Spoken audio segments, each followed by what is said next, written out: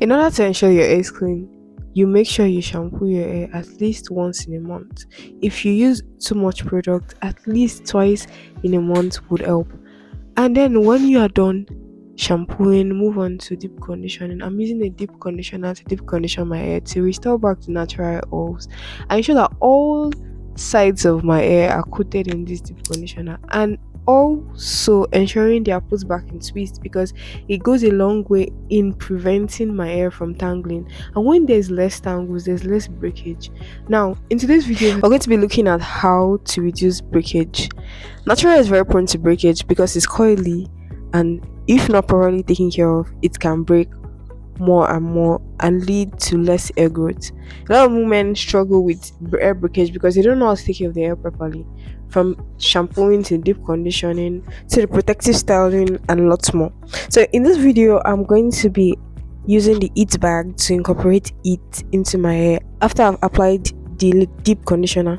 So I just move on to leaving it for about 20 to 30 minutes reading a book. So I'm not less idle and I'm doing two things simultaneously.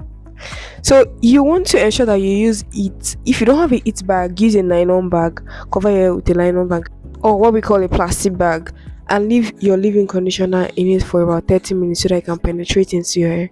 This helps to reduce breakage, helps to increase the elasticity of hair, and also helps to increase the softness. So you don't have to forcefully comb it or forcefully do anything. Your hair becomes more easy to work with, especially when you also want to do your protective style. So once I was done using the heat bag, I let it sit in for about 10 to 30 minutes and then moved on to rinsing out all the deep conditioner, which I didn't show you, and then I moved on to braiding my hair. Braiding my hair takes a lot of effort, and I prefer to braid my hair myself because going to hair salons has really traumatized me.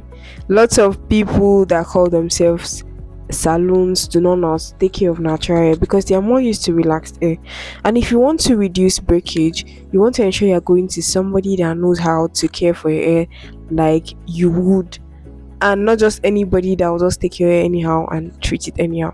So I am patiently working on my hair in sections, braiding it from the roots to the tip.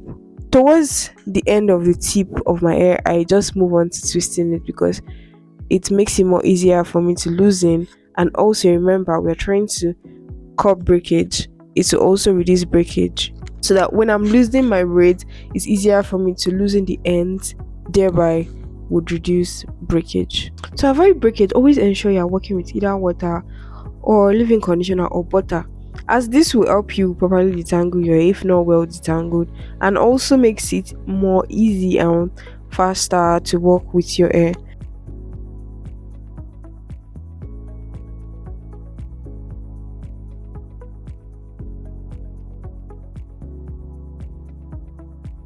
If you're struggling with breakage, you need more of leave-in conditioner, you need more of water.